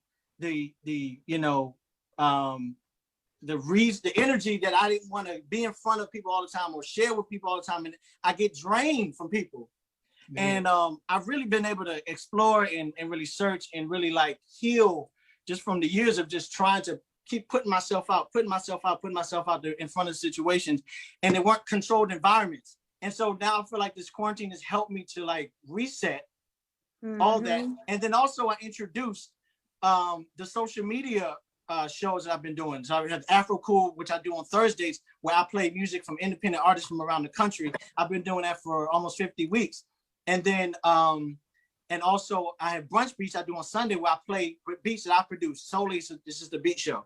And so these are giving me opportunities to share music. And it's also been giving me opportunities to connect with people it's always better if you can do it with, in front of people, like, the face to face. But it's given me an opportunity to not feel the heaviness of a quarantine. And I'm surprised myself I didn't realize how much I really am enjoying this time when it comes to being able to share, because I'm also regrouping. And also, I needed a break because Dave was saying it earlier. It's the truth. It's like when somebody like myself, and I'm sure you all have things that you're just next thing. Sometimes you need that. For me, it came at the right time. For me to reset and figure out, okay, what direction do I want to go in? What do I want to do? And also gave me time to also support other people that I have because of this Afro cool thing I do, where I'm investing into artists. I'm really getting into what they're doing and what they're about, and really letting them know, listen, I'm rooting for you. I'm here for you.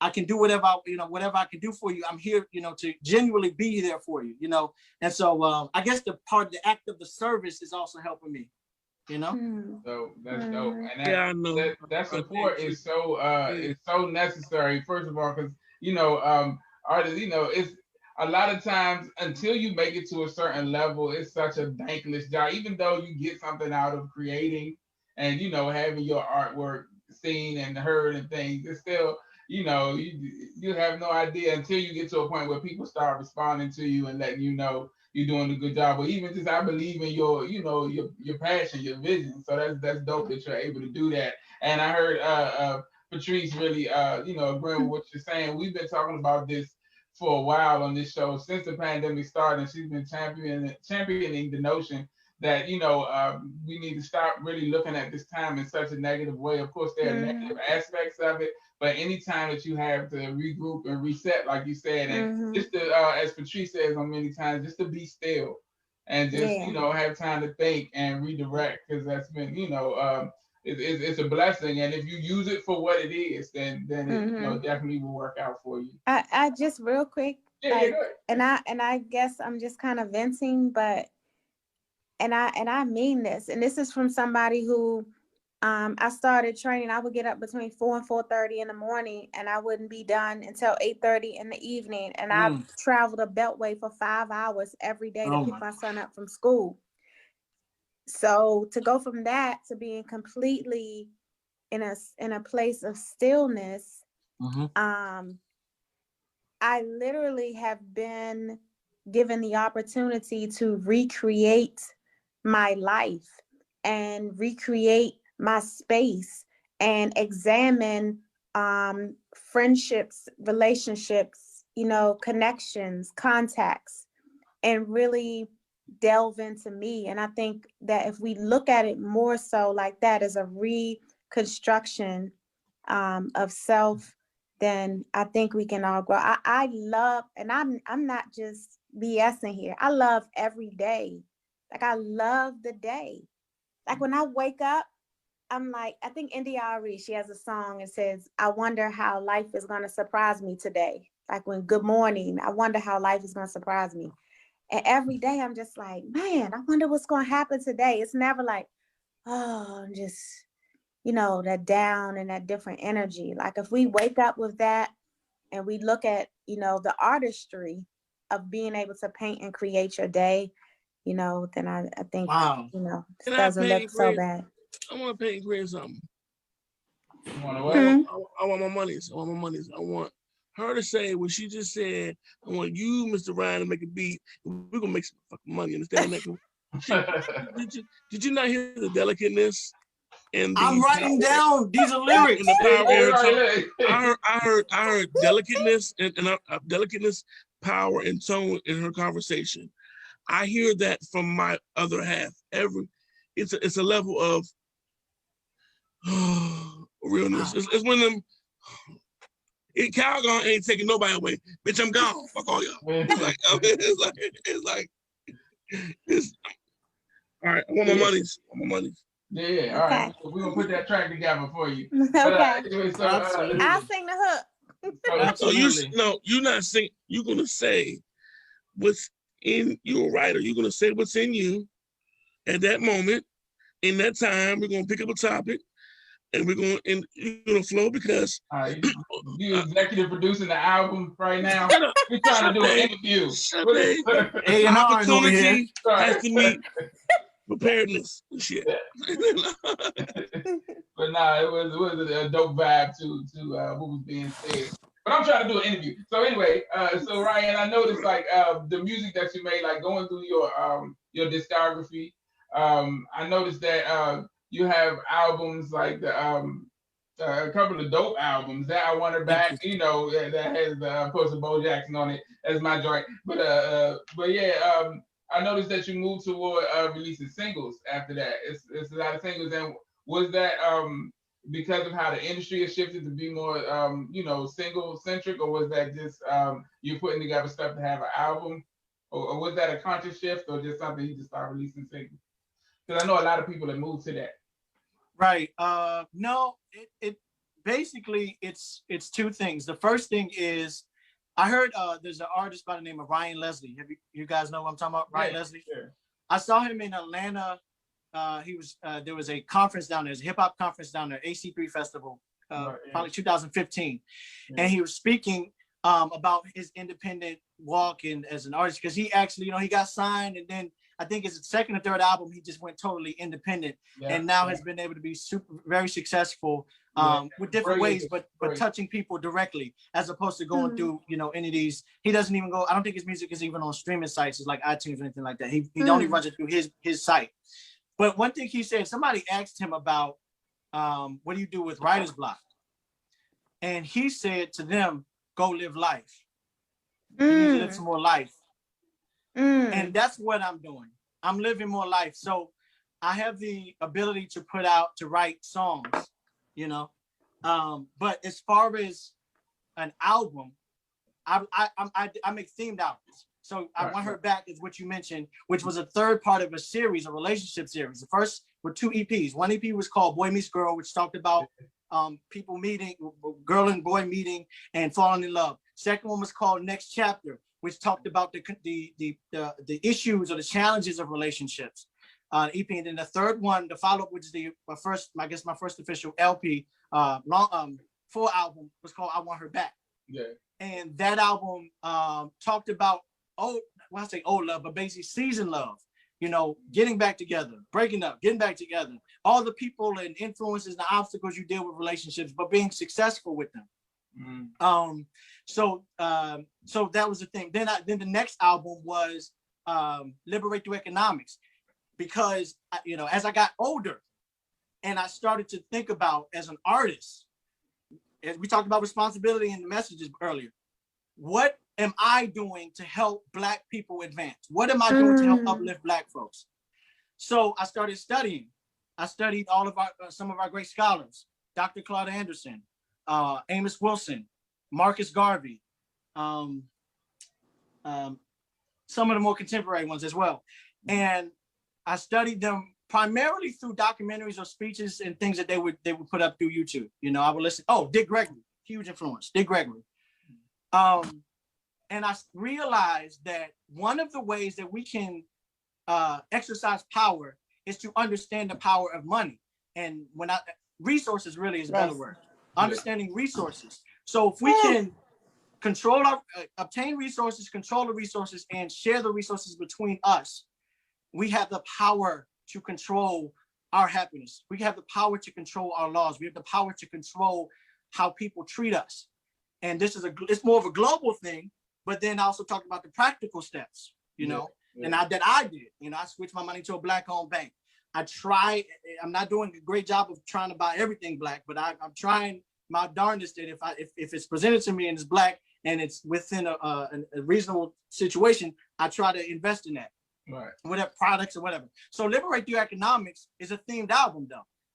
Just getting back to your question. Right. So a themed album. So each album usually would take like a year or to put together. But as the last album I put out was A Tribe Called Fresh. Now, Tribe Called Fresh, I'm sorry, that wasn't the last album. Let me get to A Tribe Called Fresh was the introduction of the Fresh Tribe crew. Right, basically, I was laying the groundwork for creating, and I don't want to call it a label, but I will call it a collective. I think you mentioned that in the introduction, a collective of artists that I've come in contact with who I consider extremely dope, and I want to help them do what they want to do with their career as it's helping me, because collaboration is key, period, in anything in life successful. So A Tribe Called Fresh was a bunch of collaborations. The last album I put out was Trophy Room, but let me go back to Tribe Called Fresh. It was a themed album, a collaboration. The last album I put out, which in 2019, was Trophy Room. Trophy Room was a celebration of all of the things that I believe that I and the people I've been around and been influenced by have done and been successful at. The effort of their accomplishments, the effort, the pursuit. I'm celebrating that. I'm celebrating you stepping outside of yourself and say, I'm going to do X, Y, and Z. You're going to start this show and I'm going to be consistent with it. And I'm going to have artists and guests. And like you said, it gives you energy to meet and get to know their stories. Yeah. But that's a celebration. You know what I'm saying? That you even, how many steps you got to take? I was talking to a friend of mine who was a videographer. I'm getting kind of excited, but we talked yesterday because I helped him do a film, or he's shooting videos, and people don't understand it takes an hour to 2 to 3 or 4 hours prior to you getting to the studio to set up. You know, that's a celebration to me. Like you went through all this, you tired, you don't want to spend the money, you don't know exactly what you're doing, you just want to do it. You know, what are we going to talk about? All these different things.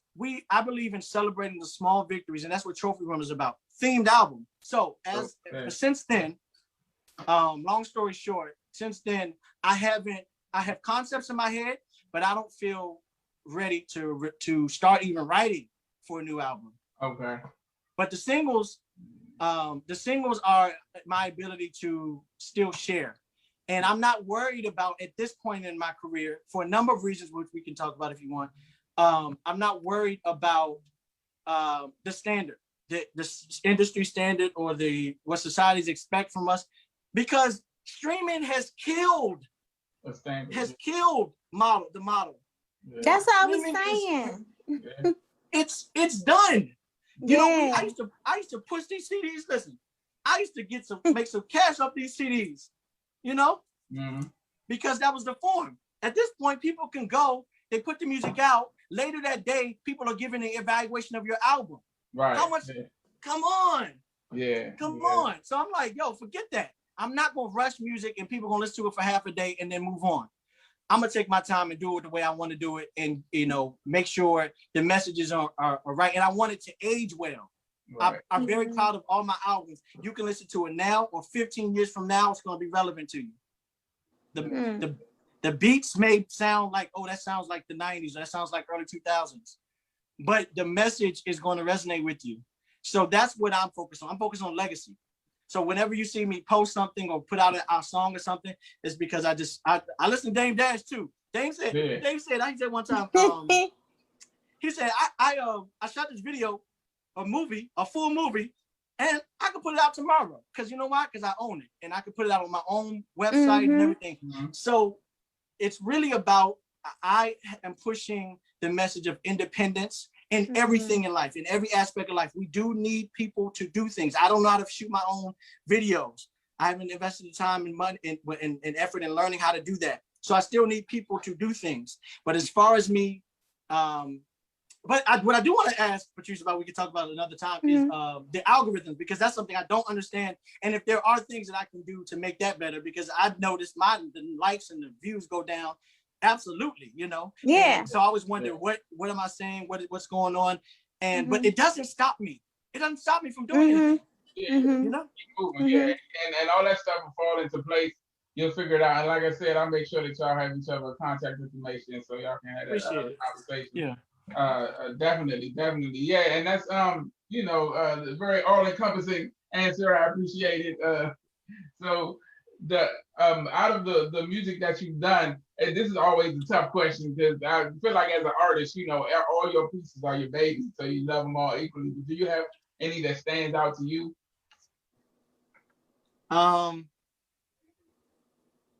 Like you said, I'm gonna start the answer with, you know, every song came from a place, an experience that I appreciate. But I think the one that's had the most impact, you know, for me personally, the way the lyrics and the the impact it's had for other people is Bo Jackson. Right. I think that song, I enjoyed performing it. I've, you know, I invested a lot of, you know, resources in putting that out. So, you know, that one is probably my favorite of it all. It encompasses so much in my life things I've been what I was going through at the time. And I really appreciate, you know, the way that it came out from the time of just the beat selection with Fire Archer, salute to Malik, another DMV, a DMV musician, amazing musicians, toured the world bassist, a number of times. He's a great, amazing bass player who's toured the world. And he, you know, I purchased the beat from him. And then what I was able to do with it, my engineer for that album was Dave Knotts out of Maryland, amazing engineer. And then on the hook, Cora, the artist, an amazing singer. And if for people that are listening to this, if you've never heard Cora, the artist, please go check her out on social media. I'm sorry to interrupt, but that was okay. when she was singing, it was like I could see her in the studio with the mic, like really getting into her lyrics. But then when she added her own flavor and the movement, the dancing, but the soulful movement, and Absolutely. then the words of the rap. I don't know. Dave and them, they laugh at me because I don't know. No, it's okay. I just one of them joints that it just feels like the rapping words and all of that well. together. I was like, man, like this is dope. This is a dope track. So if I'm telling people about you, I'm telling them check out that song first. But I wanted from you, in your opinion, what would be like if somebody's being introduced to Ryan Lucas for the first time? What would you tell them to start? Was it all from the beginning, or do you have like somewhere you'd be like start with this and then go? I would start with Bo Jackson, but you know, if you want to hear me like get busy, listen to a song called Pride. Okay. Pride. I mean Pride. Sorry. Pride. There's a song called Pride. You know, if you want to hear rapidy rap, you know, there's a song called Pride. That's a single. And that's out streaming everywhere. Okay. So just but I would go there to Bo Jackson and Pride. Okay. So I always ask artists this. When I was recording, I had you spend a lot of recording is tedium, is waiting for mix downs, is waiting for listening back and things like that. So I would always keep with me what I call the studio survival kit. And for me at that time, it was like maybe I would keep like an energy drink, which are terrible for you, I know now, but at the time I didn't care. So I would keep like an energy drink, and probably because you get to a point sometime when you have those long sessions where you would do what I call start breaking down, like you start losing that pep, that energy, and it comes in your voice when you record. So I would keep that with me, something to read for the downtime. Of course, now I have my phone, but at that time I would have like a magazine or something with me. And maybe like something to eat or something like that, and always water, of course, to clear the palate and things like that. Do you have like things like when you record or when you go into work, do you have like a studio survival kit, like things you gotta have with you? I don't think there's nothing in particular. I try to make sure I have a decent meal before, just so I know I need the energy. But when it comes to studio time, I don't kick it at the studio. Reason being, time is money. So when I'm in this, so I will honestly with my albums, I record those within a week. I make sure I have my beats ready. I make sure I have my lyrics ready, and I make sure I'm pounding my features to make sure they're ready. Right. So I will book out, and this is for albums. Now for singles, I recorded the crib, but for albums, I'll book out a week, whatever it takes. That's what I've done traditionally with all albums. I'll book out a week, and then I'm there. I jump in. Let's start with the first one. Let's get it knocked out. The features, I give them time. I give them a set time. This is when I was in the DMV when things were open, and all the artists that I was working with are in the DMV.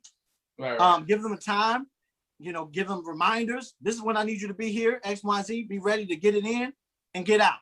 That's right. So basically, I try to keep it very organized because secret, I hate recording. I absolutely hate recording music. I like performing. I like writing. I like creating. The reason I get anxiety with recording because it's got to be right. I recorded a song yesterday and I had the words, but I just felt like what I was saying wasn't coming out. It took me like 20 takes to get it all out. And we ended up using like the 12th take for it. So, you know what I'm saying? Yeah. You go back and listen and it's like, oh, that one. Exactly. It's like, oh, that was it. But I hate recording. I mean, I'm not going to front about that, but you know, it's necessary. Obviously, you know, because you're a recording artist. Right. But I want it to be right because I don't want to have the idea. You listen to something 20 years later, you're like, oh, you know how you that one thing. Yeah. Oh man, yeah. One little word was off. One 100%. little phrase was rushed. Yeah. One little whatever. And I don't like to punch in. I like to let me do it flawless. Let me get the verse done flawless. If I gotta punch in, when I say punch in, for those that don't know, is that like when you're recording a verse, say that you said a word, something off, where you had a weird breath or something, and it messes up the clean verse, like you know, something that you're like, it's noticeable and it's going to distract people from the words. Sometimes artists, which I've done before, is they'll punch in the middle of the verse, whatever the word is, and they couldn't paste the word right there. Right. It's not cheating. I do it, but I definitely do it all over again. Take away from the flow without having to do it all over again. So what happens when you try to perform that though? What's that? What happens when you try to perform that? I don't think what happens when I try to perform it? Yeah. Oh, exactly. So you work with a bunch of artists, man. Do you have a favorite collaboration? I couldn't do that. I couldn't say that. That's not fair. I thought it was a little crazy. Let me do it like this. Who's your favorite artist right now? Well, I don't know. I have a lot of artists that listen. I'll give you one independent artist and one signed artist. Yeah. So I have a long-time collaboration partnership with my buddy. His name is Clean, and he's out of Oakland, California. He's an independent artist, and it's the music, and it's also, you know, him as a person, everything that's surrounding around the music, you know, like he's been able to really just do some dope stuff. He's an MC, dope stuff. I met him when I was here in Los Angeles for the first 4 years he was here, but then he moved back to Oakland. So Clean is one to look out for. Amazing artist. We have a song together called Love Is Here that's on I Want Her Back, which is on that album, I Want Her Back. Love Is Here. So Clean is an artist. And then as far as a signed artist, I've been heavy listening to Anderson .Paak. Oh yeah. I think part of it is that I just believe in fusion of music. And that's why I was a big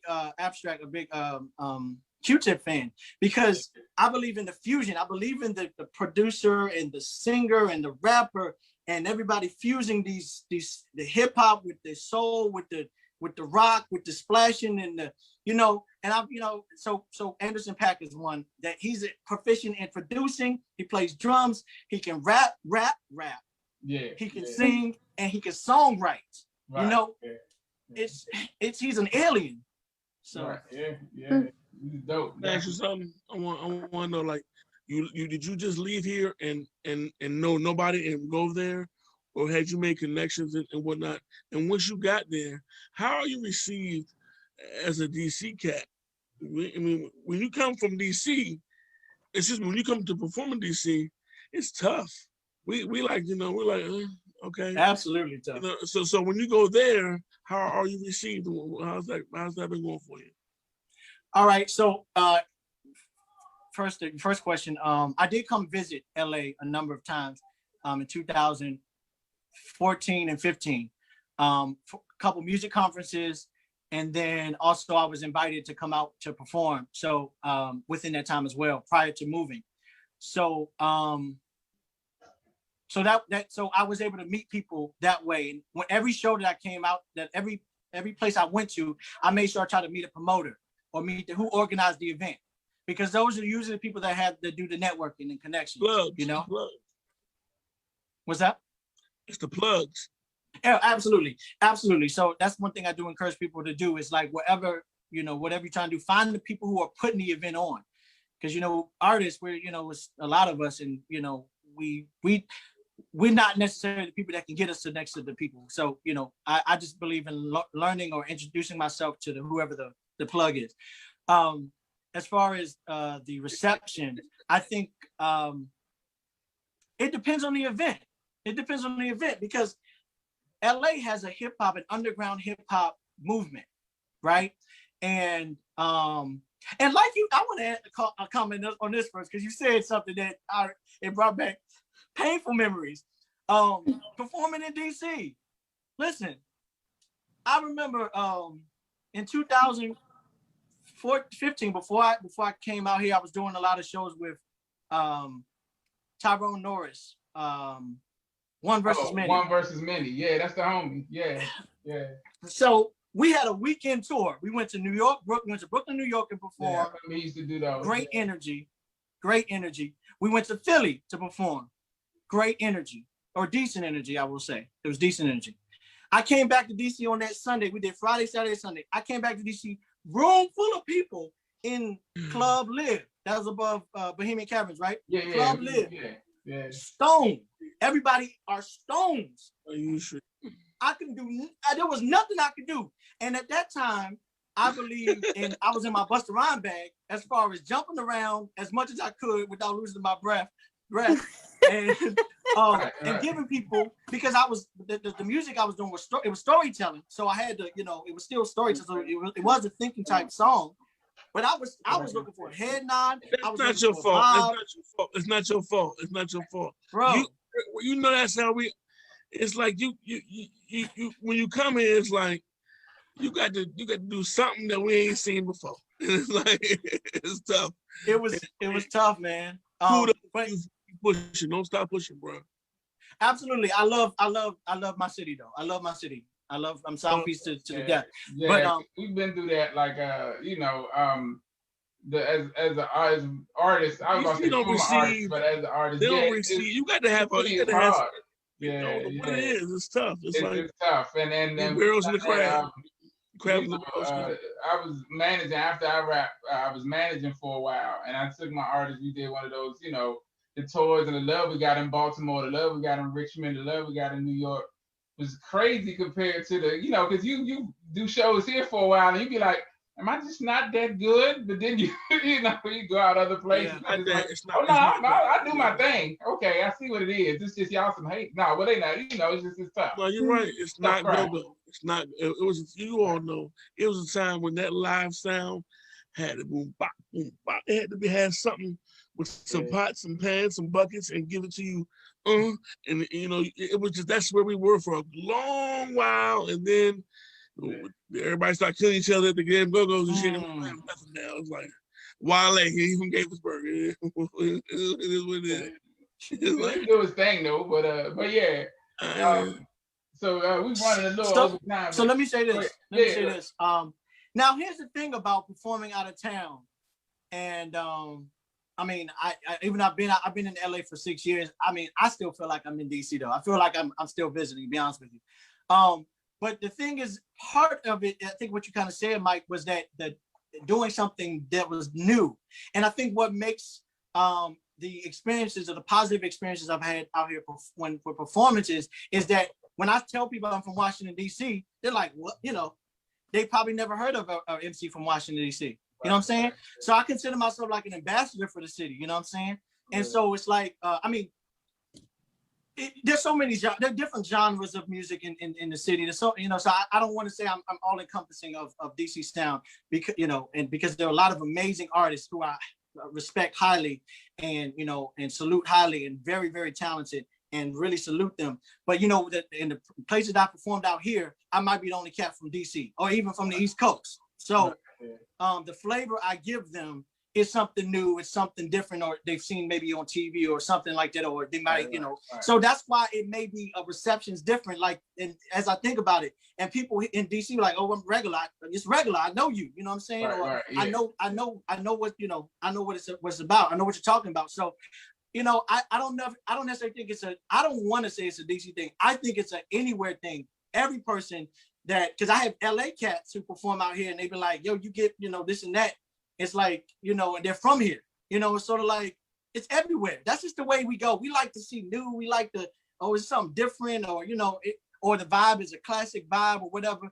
It is. I think it's just human nature, unfortunately. But when I understood that, now it's like, oh, I'm gonna just give you me. And one of the people that I follow and watch and try to see how they move, and I learned some new information about today, which I'll share with you maybe guys another time. Most Def, he's always from the beginning of his career, he's done what he wanted to do. Yeah.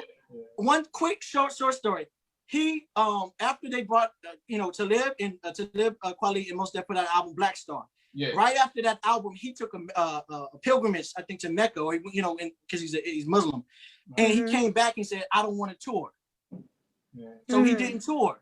Yeah. But then what happened was, sometime later, he had done a show with the Roots somewhere, and then he decided to jump on the bus with them and toured with them for I don't know how long, and did not get paid to do it. He was just like, "I'm just vibing." Mm-hmm. So I'm not saying I would make those same steps. What I'm saying is that, like, the idea of, despite on what people think would be your success or what will get you whatever, I'm at a place, it might be me as I get older. When you get older, you stop caring about certain things. You're like, listen, I am who I am. Like right. You said, I said what I said earlier. You said earlier, right? You are who you are. You can like it, you don't have to. This is what I've been given. Right. I was given this. I'm sharing it with you. Right. Somebody likes it, you know what I mean? And they're gonna rock with it. So. Definitely, man. So like I said, man, we running a little overtime. I don't want to keep you. We're gonna have you come back because I had like 20 more questions. Yeah, this was good. Thank you so much. Thank you. This was a great conversation. Definitely, man. I do want to. It's 2 questions that I always ask everybody. I want to get those in before we wrap up. The first question is, if you had an opportunity to go back in time and talk to a young Ryan Lucas, if you could say maybe like 12-year-old Ryan Lucas, and with everything you know now, everything you've been doing, all the wisdom you've gained, what would that conversation be like? What kind of things would you say to young Ryan Lucas? Only spend money on things that are important. That's one thing. I think I've spent a lot of money that didn't have a return or ROI, So do better with money and believe it's going to work. Believe it's going to work. Or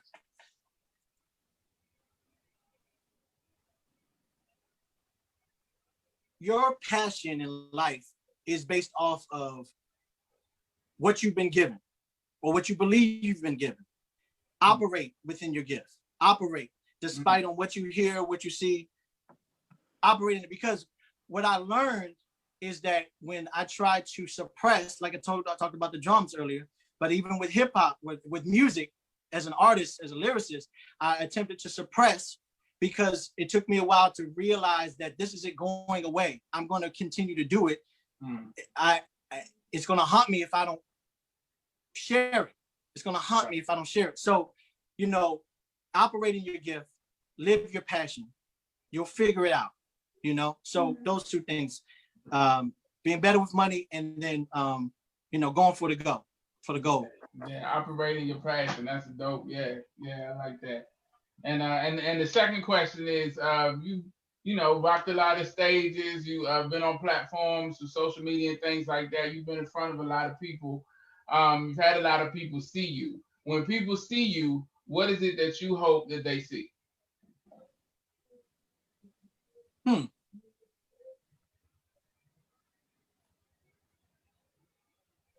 Someone who is always trying to be a higher form of himself and always encouraging others to be higher forms of themselves. Someone who encourages people to just be a better you. Don't try to be somebody else. Be a better you, a version of you, even because you are one of one. So I want people to see through me that I am my authentic self. And hopefully that encourages them to be their authentic selves.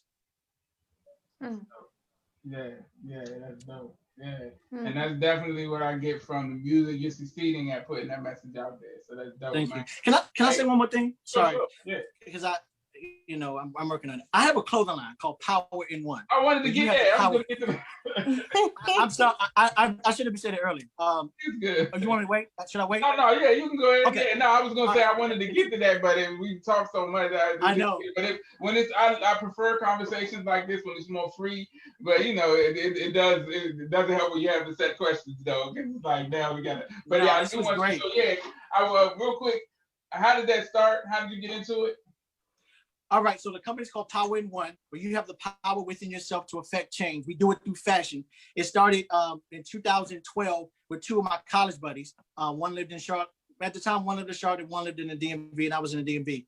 We came together. We wanted to start a business together as his brothers, and we were into clothes and fashion. We're trying to figure out what, you know, should we resell other people's stuff, or, you know, I took a trip at that time with my church to Nairobi, Kenya. Prior to the trip, we had to raise funds. So we're all Afrocentric, meaning we're all in the business of, or Pan-African is a better word. Mm-hmm. We're all in the business of elevating Black people, living Black culture, loving Black culture across the globe. So I was taking a trip to Nairobi, Kenya. I needed to raise funds. I said, guys, here's the first shirt. I did a picture of Kenya, and we sold that shirt to help me raise funds, but also to launch Power in One. And so from there, we decided this is how we're gonna start learning how to design. None of us were graphic designers or anything like that. We're just gonna learn how to design, how to distribute. And once you start doing things like that, you start to realize in your family that people who do things that you didn't know. I had a family member who's a designer. I have a family member who has a t-shirt company, printing company. Perfect. And so we put it together, figured out a website. I started asking people who I knew did certain things, who made a website, who does this, who does that, you know, how to like us mixing together to get it going. We're, I think 8 or 9 years in, and it's just been about elevating Black culture. It's been about elevating people's self-esteem, encouraging people to take or exercise their power within themselves, to do whatever you need to do with yourself as an individual, but even as a community and us as a nation globally. Mm-hmm. So that's where the company came from. Our website is pioclothing.com, pioclothing.com for all of the fashion. I mean, also I want to mention this now because you have the Nubian Human background. We do have clothing in the DMV, in the store, in the Nubian Human store.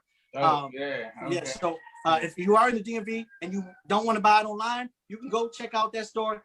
Anika, salute to Anika. Thank you, Anika, for being just the person you are over the years of helping out so many business people. Yeah, and she actually, I know it's over time, but she actually, when I first was introduced to Anika, we were vending somewhere out, and she was vending too. She helped me for my album release, for my first album, my first EP, Boy Meets Girl. She was able to help me book out the Anacostia Art Center, and I did a video and album release. So since then, we've had an amazing working relationship from Nubian Human to Power in One. She actually let me sell my CDs. I want her back in her store too. She's just been amazing. That store, the whole team. Thank you to Anika. Yes. You know, I salute Black women, and she's doing her thing. And all Black women that are doing their thing, getting it going, I salute them. She is wonderful. She is wonderful. Have you seen the documentary on Amazon? No. She's on Amazon Prime, and I've been pressing her out because she did hype it though. She put it up on her page. I had to get the name of it. It's on Amazon Prime, and it's a documentary. A guy from this area, he's an African brother. He did a documentary about the businesses in the Anacostia Art Center and about how they started their businesses, the things they went through. It's dope. It's amazing. She's one of the lead stories in it. It's amazing, and it's really good. It's streaming right now on Amazon Prime. I'm gonna get the name in a second. I might have to put it up after, because I don't think I'm gonna find it in time. But yeah, it's definitely on Amazon Prime right now. I have it written somewhere. Let me see. But yeah, I'll find it. But yeah, it's no documentary. Like you said, everything you said about her, you know, I can't say enough good stuff. She let us come in and use the space.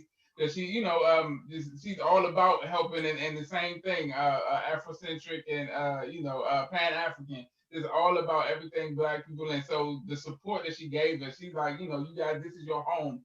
Come in and use it. She let us use the space to rock out, and I can't wait to get back in there. I'm just giving it some time for the whole, you know, pandemic thing to cool off some more before we make moves, because I don't want to be the cause of no sickness. Absolutely So, not. Right. But so yeah, I'm taking my time with that. But we will be back in there eventually. And so yeah, shout out to her. Shout out to you, brother, man. Thank you so much for rocking with us today. This has been one of the best conversations. Patrice has a quick question. Quick question. Do you have workout tights, workout outfits for ladies?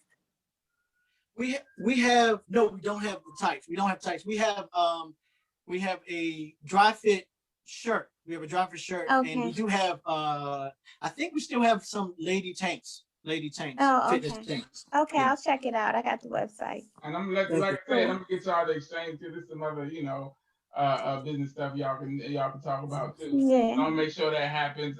Before we go, I definitely want to get you to one more time, give the website so they can find your music, your production, and your clothing line. So if you can give all that, and also where they can find you on social media. All right. So you can follow me on social media at Ryan Lucas DC. Ryan Lucas DC. Always keep the DC behind the name because that's that's one of my hardest. You can follow me at Ryan Lucas DC. You can follow Power in One on all social media platforms at Power in One. The website, my website for my music is ryanlucasdc.com. ryanlucasdc.com, and I have a number of things. I have my book, which is a lyric book from I Want Her Back, from all the songs in the on the album. I have CDs that plenty of CDs.